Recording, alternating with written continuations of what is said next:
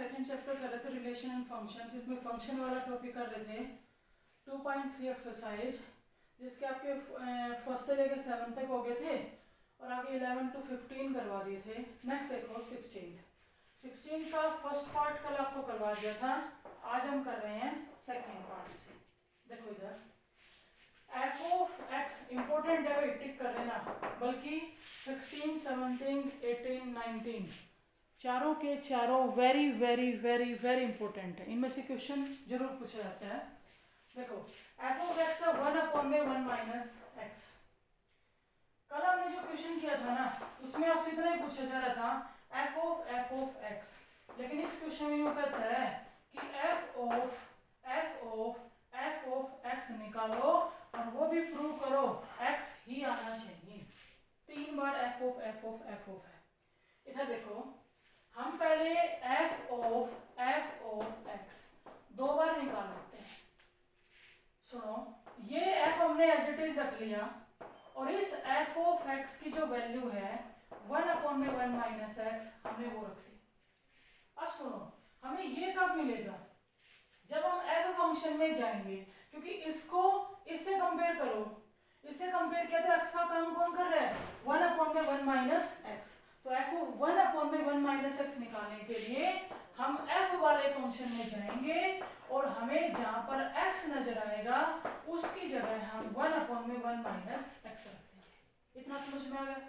अब हम इसको सोल्व कर लेते हैं। सोल्व करने के लिए हमने डिनोमिनेटर में एलसीएम ले लिया, तो एलसीएम आया 1 माइनस एक्स, ये हो जाएगा 1 माइनस एक्स माइनस 1 से 1 कैंसिल हो गया, 1 माइनस एक्स ऊपर गया, नीचे माइनस एक्स था, इस नीचे वाले माइनस को ऊपर भेज दिया, तो हमारा x माइनस 1 में x आ गया। अब x माइनस 1 में x, ये किसकी value I? f of x की, जो 2 बार हमने लिया था। अब हमें निकालना क्या है? f of x। तो ये निकालने के लिए अब हम इसकी वैल्यू पुट कर देंगे। f ऑफ x की जो वैल्यू है, ये f का एज इट इज ले लिया और इसकी वैल्यू रख दी x माइनस 1 में x। और अब f वाले फंक्शन में फिर जाना है। ध्यान रखो, वहां जो आपका गिवन फंक्शन है, कहीं आप बीच में यहां चले जाओ, गिवन फंक्शन में गए और f ऑफ x माइनस 1 में x निकालने के लिए x की जगह आपको क्या रखना पड़ेगा? x माइनस 1 में x। गया उस फंक्शन में, हमें जहां पर x नजर आया उस x की जगह x माइनस 1 में x रख दिया।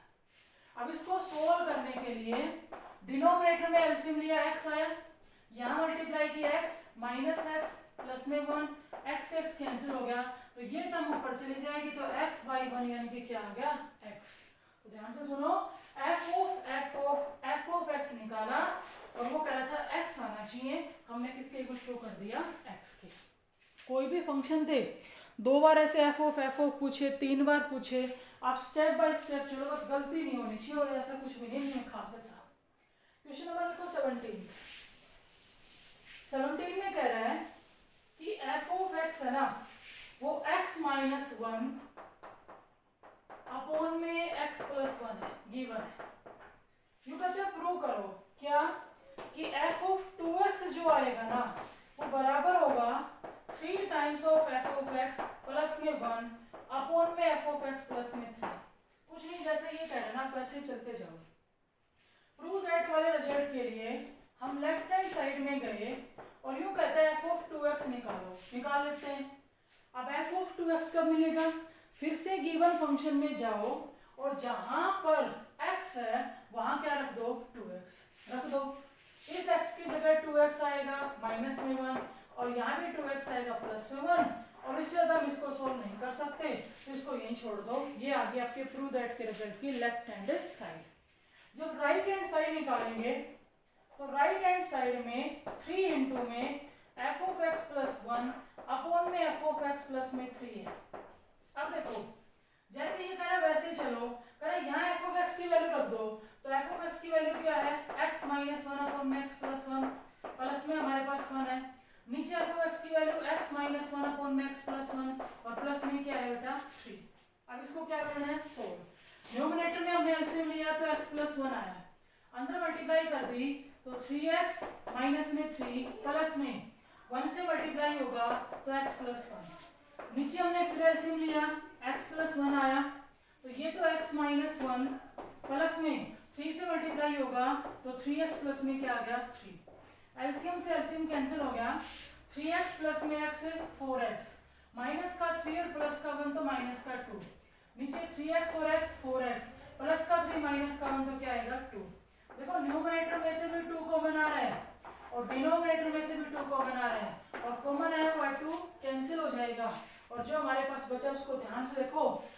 हमारी जो राइट साइड है वो 2x माइनस 1 अपॉन में 2x प्लस 1 आई, और लेफ्ट हैंड साइड तो यही आई थी 2x माइनस 1 अपॉन में 2x प्लस 1, यानी कि जो ये कह रहा था वो रिजल्ट आपका प्रूव हो गया। इसने लेफ्ट हैंड साइड जैसे निकालने के लिए कहा वैसे निकाली, राइट निकाली, दोनों से वैल्यू सेम मिली तो प्रूव हो जाएगा left hand side equal to right hand side. ये आपका क्वेश्चन नंबर 17 है। आगे देखो बेटा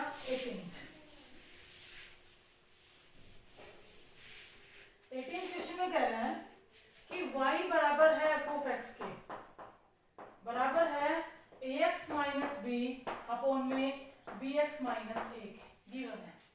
यूं कहते हैं f ऑफ y निकालो, f ऑफ y निकालो और आना क्या चाहिए x। अब जो हमें प्रूव करना है ना, उस प्रूव दैट के रिजल्ट के लेफ्ट हैंड साइड में गए, मैंने उठा लिया f ऑफ y। ध्यान से सुनो, क्वेश्चन की स्टेटमेंट में देखो y किसके बराबर है f ऑफ x के, तो हमने यहाँ पर y की जगह f ऑफ x रख दिया, तो अब तो आ गया वो समझ में। आपको क्या निकालना है, f ऑफ x निकालना है। अब दो बार f ऑफ की फॉर्म है, सुनो अब ये f तो मैंने एज इट इज रख लिया और इस f ऑफ x की वैल्यू रख दी ax माइनस बी अपॉन में bx माइनस a। अब ये निकालने के लिए गिवन फंक्शन में जाएंगे, इससे कंपेयर करो। अब हमें ये कब मिलेगा, जब हम x की जगह ax माइनस बी अपॉन में bx माइनस a रखेंगे। जाओ स्टेटमेंट में गए, a एज इट इज जैसे ही x नजर आया उसकी जगह ax माइनस बी अपॉन में bx माइनस a, ये माइनस में b, नीचे ये b बार x की जगह भी ax माइनस b अपॉन में bx माइनस a और माइनस में ये a। और अब रह गया सिर्फ सोल्व करना। देखो सोल्व करने के लिए जब हमने न्यूमरेटर में एलसीएम लिया तो bx माइनस a आया, करो a के अंदर multiply, a square x minus में ab माइनस इसकी मल्टीप्लाई इसके साथ करें तो b स्क्वायर x और प्लस में क्या हो जाएगा ab। डिनोमिनेटर में फिर एलसीएम में हमने bx माइनस a, जब ये b अंदर जाएगा तो abx माइनस में b स्क्वायर माइनस में abx और प्लस में क्या हो जाएगा a स्क्वायर। ध्यान से सुनो, एलसीएम से एलसीएम कैंसिल हो गया, माइनस ab से प्लस ab, प्लस abx से माइनस abx। ध्यान सुनो बेटा, ऊपर हमारे पास a square x minus b square x है, अगर मैं वहां से x कॉमन लेती हूँ तो a square minus b square रह गया, और नीचे ये प्लस का a स्क्वायर रहा माइनस में b स्क्वायर रहा, तो ये तो कैंसिल हो जाएगा और क्या बचा x। हमने शुरुआत कहाँ से की थी, f ऑफ y से, और लास्ट हमारा रिजल्ट किसके इक्वल हो गया x के, और यही हमें प्रूव करना था कि f ऑफ y किसके इक्वल होना चाहिए x के। तो ये था आपका क्वेश्चन नंबर 18। सारे इंपॉर्टेंट है, ये सारे अच्छे से निकाल के देखने हैं। अब देखो इसका लास्ट जो है इस टाइप में 19 क्वेश्चन,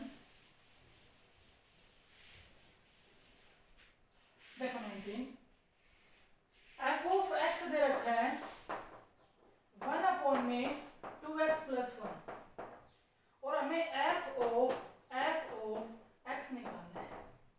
देखो बेटा ये f मैंने बाहर रख लिया, यूं करा आना क्या चाहिए 2x प्लस 1 अपॉन में 2x प्लस 3, ये f मैंने बाहर रख लिया और f ऑफ x की वैल्यू रख दी 1 अपॉन में 2x प्लस 1।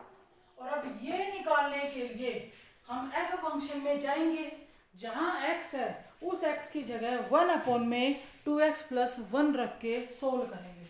देखो इधर ये f फंक्शन था, ये 2 एज इट इज, x की जगह 1 अपॉन में 2x प्लस 1 रख दिया और ये प्लस में 1। जब हमने डिनोमिनेटर में एलसीएम लिया तो 2x प्लस 1 आया, तो ये 2 तो एज इट इज प्लस में इससे मल्टीप्लाई की तो 2x प्लस में 1। अब ये टर्म आपके ऊपर चलेगी तो 2x प्लस 1 तो आ गया ऊपर, और नीचे हमारे पास क्या है 2x प्लस में 3, और यही हमें प्रूव करना था। 19th क्वेश्चन में राइट हैंड साइड आपकी सेम यही थी। तो ये था आपका 16, 17, 18, 19 चारों एक जैसे से क्वेश्चन थे, चारों के चारों इम्पोर्टेंट क्वेश्चन है। अब देखो बेटा, कल हमने बीच में 3 क्वेश्चन छोड़े थे इस एक्सरसाइज में, 2.3 एक्सरसाइज में 8, 9 और 10। आज कर रहे हैं हम वो। सुनो, 8 क्वेश्चन में कह रहा है डोमेन निकालो, 9th में कह रहा है रेंज निकालो, और 10th क्वेश्चन में डोमेन एंड रेंज दोनों पूछ रहे हैं। ध्यान से सुनना, थोड़ा सा ही बाकी टॉपिक हार्ड पड़ सकता है, लेकिन अच्छे से समझोगे तो कोई दिक्कत नहीं आएगी। देखो टेक तो होती है रियल वैल्यू, इसका मीनिंग तो आप समझते होगे, रियल एक इमेजिनरी। हम जो डोमेन और रेंज निकालेंगे, डोमेन और रेंज जो निकालेंगे वो हमारी रियल होनी चाहिए और डिफाइंड होनी चाहिए, रियल होनी चाहिए और डिफाइंड होनी चाहिए। अब रियल होनी चाहिए का मतलब ये है कि हमें रूट के अंदर नेगेटिव टर्म नहीं मिलनी चाहिए, क्योंकि रूट के अंदर जो नेगेटिव टर्म आती है वो वैल्यू कैसी होती है, इमेजिनरी। यानी कि रियल का मतलब क्या है कि हमें हर हाल में जो वैल्यू मिले, रियल वैल्यू मिलने का मतलब है कि अगर रूट की फॉर्म है ना तो वहां रूट के अंदर पॉजिटिव वैल्यू मिले, अगर नेगेटिव मिल जाएगी तो वो वैल्यू रियल नहीं होगी। रियल नहीं होने का मतलब है कि वो हमारी डोमेन और रेंज के अंदर नहीं जाएगी। डिफाइंड होने का मतलब क्या है, तो बेटा 0/0, ∞/∞, समथिंग अपॉन 0, ये जो फॉर्म होती है ना ये अनडिफाइंड फॉर्म होती है, ये डिफाइंड नहीं होती।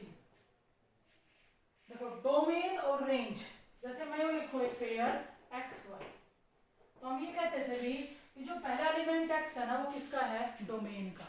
दूसरा जो एलिमेंट है वो किसका है, कोडोमेन का। एलिमेंट तो कोडोमेन का है लेकिन होती क्या है, रेंज। अब एक बात ध्यान से सुनो, x की जिन वैल्यूज के लिए, x की जिन वैल्यूज के लिए हमारा जो फंक्शन है वो डिफाइंड हो और रियल हो, x की किसी वैल्यू पे हमारा फंक्शन ऐसा अगर बनता है ना तो हम उसको डोमेन में नहीं लेंगे।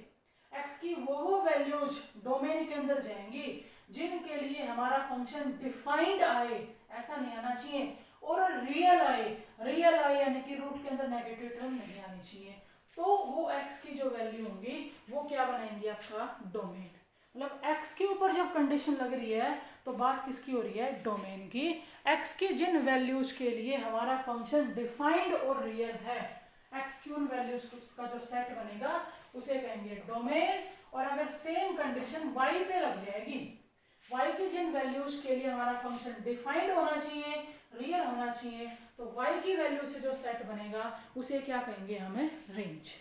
अब हमारा दो ही बातों पे ध्यान रहेगा, अगर हमें क्वेश्चन में रूट नजर आ गया तो हमें इस बात का ध्यान रखना है कि किसी भी कीमत पे रूट के अंदर नेगेटिव टर्म नहीं आनी चाहिए।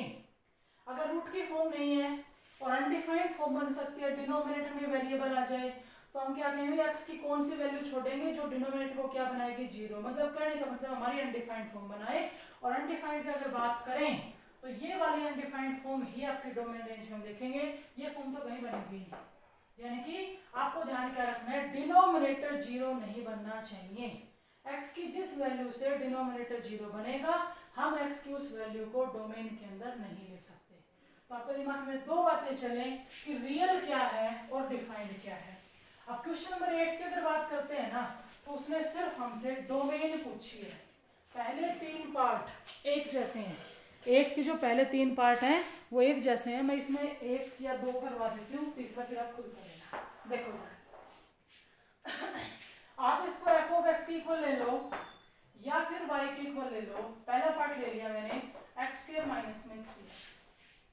अब जैसे ही आपने रूट देखा ना तो आपके माइंड में एक बात आई कि हमें किससे बचना होगा, रूट के अंदर नेगेटिव टर्म नहीं आनी चाहिए। यानी कि डोमेन निकालने के लिए सबसे पहले मैंने क्या कंडीशन रख दी कि x² माइनस में 3x ग्रेटर देन और इक्वल टू 0 होना चाहिए। ये पूरा का पूरा रूट के अंदर की जो टर्म है वो पॉजिटिव होनी चाहिए, 0 आए चाहे 0 से बड़ी आए, अगर ऐसा है तो वो वैल्यू कैसी आएगी, रियल। हमने शुरू में कंडीशन डाल दी पॉजिटिव की। अब यहाँ से सोल्व कर लेते हैं, यहाँ x पे जो कंडीशन आएगी वही हमारी डोमेन होगी। अब देखो ये मैंने x कॉमन ले लिया तो x -3 आया। अब ध्यान से सुनना, दो टर्म प्रोडक्ट में है और दो टर्म की प्रोडक्ट अगर पॉजिटिव है, दिख रहा है 0 0 से बड़ी, तो ऐसा कब हो सकता है, या तो दोनों पॉजिटिव होंगी तब होगा, या दोनों नेगेटिव होंगी ऐसा तब होगा। क्योंकि राइट साइड कह रहा है 0 या 0 से ग्रेटर, तो ये दोनों जो प्रोडक्ट में टर्म है या तो एक बार दोनों को पॉजिटिव लो या दोनों को क्या लो, नेगेटिव। क्योंकि एक पॉजिटिव एक नेगेटिव होगी तो रिजल्ट कैसा आएगा, नेगेटिव, और नेगेटिव रिजल्ट तो हमें रूट के अंदर नहीं चाहिए। ध्यान सुनो क्या कर रहे हैं हम, जो हमारे पास x और x -3 था, इस केस के अकॉर्डिंग हम एक बार दोनों को क्या लेके चल रहे हैं, पॉजिटिव, यानी कि x भी ग्रेटर देन और इक्वल टू 0 है एंड x -3 जो है वो भी ग्रेटर देन इक्वल टू 0 है। या तो ऐसा हो सकता है या फिर क्या होगा कि x भी लेस देन इक्वल टू 0 है एंड x -3 भी लेस देन इक्वल टू 0। दो केस अराइज हो सकते हैं कि या तो दोनों पॉजिटिव है दोनों नेगेटिव है। हमें जो एंड और वर्ड लिख रहे हैं ना, ये सेट वाले एंड और वर्ड हैं, जहां एंड वर्ड है वहां हम इंटरसेक्शन करेंगे और जहां और वर्ड आ रहा है वहां हम क्या करेंगे, यूनियन। अब सुनो सोल्व कर रहे बेटा, अब ये तो अपने आप में सोल्व ही है, x greater than equal to 0 and अब x -3 greater than equal to 0 है। हम छठा चैप्टर पढ़ेंगे इक्वलिटी का, उसके बाद थोड़ा आपका ज्यादा क्लियर हो जाएगा डोमेन रेंज। देखो यहाँ से अगर हमें -3 हटाना है ना, तो हमने बोथ साइड 3 क्या कर दिया, ऐड कर दिया।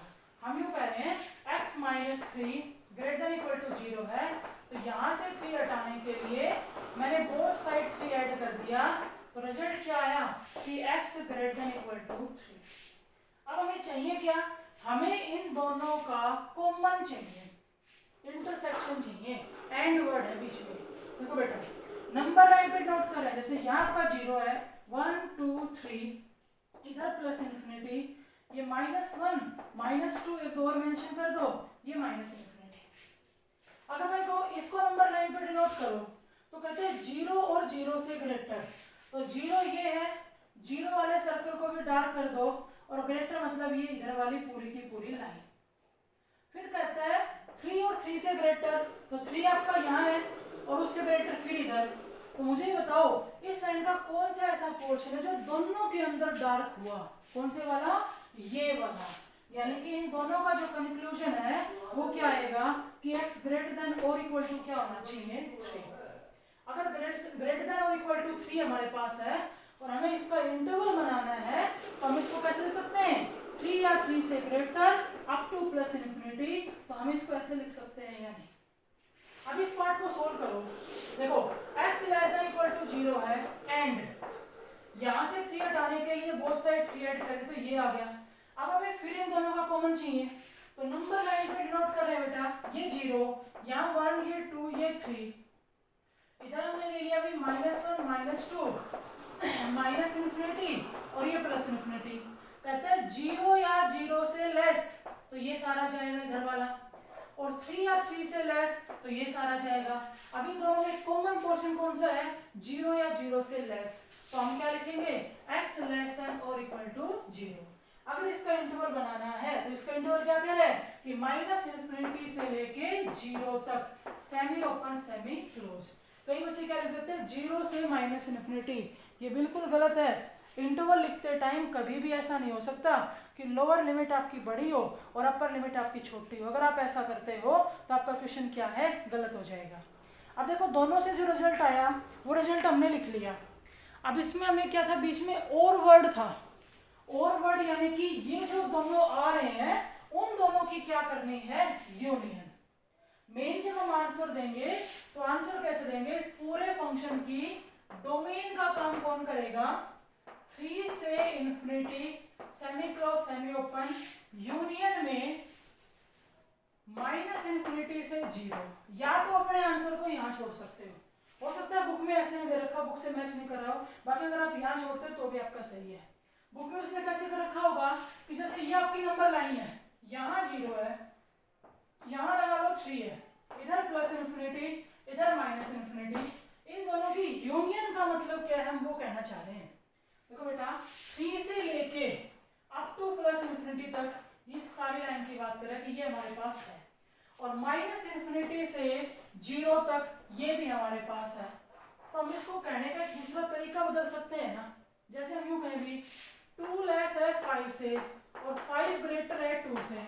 अब दोनों में बात तो एक ही कही जा रही है, सिर्फ कहने का तरीका चेंज कर रखा है। तब हम इसको कैसे लिखेंगे कि पूरी रियल लाइन हमारे पास है, उसमें से कौन सा पोर्शन नहीं है, ये वाला। इस पोर्शन को माइनस कैसे करोगे, 0 से 3, लेकिन 0 इसके पास था, क्लोज है इधर, और 3 भी इसके पास था, तो हमारे पास 0 से ग्रेटर और 3 से लेस ये पोर्शन नहीं है। तो आप ये लिखो या ये लिखो, एक ही बात। अगर आप यहां पर भी छोड़ते हो ना तो भी आपका क्वेश्चन क्या है, सही है। सबसे पहले हमने रूट देखा, रूट को देखते ही क्या करो, रूट के अंदर की पूरी टर्म उठाओ, 0 0 से ग्रेटर कह दो, ऐसे कॉमन ले लो। दो केस बनेंगे, दोनों पॉजिटिव दोनों नेगेटिव, दोनों को अलग अलग सोल्व करो। ध्यान रखो यहाँ बीच में एंड आएगा, यहाँ क्या आएगा और। अब ये जो दूसरा तीसरा पैटर्न है बिल्कुल सेम है। यहाँ क्या कॉमन आ जाएगा 2x, 2 तो कर देना बाहर, फिर वही दो केस बन गए, दोनों पॉजिटिव दोनों नेगेटिव। और अगर इसकी बात करें ना तो ये तो क्वाड्रेटिक इक्वेशन है, इसके भी 2 फैक्टर हो जाएंगे, उन दोनों फैक्टर में भी सेम कंडीशन लगेगी कि दोनों पॉजिटिव और दोनों नेगेटिव। तो ये तीनों पार्ट आपके सेम है।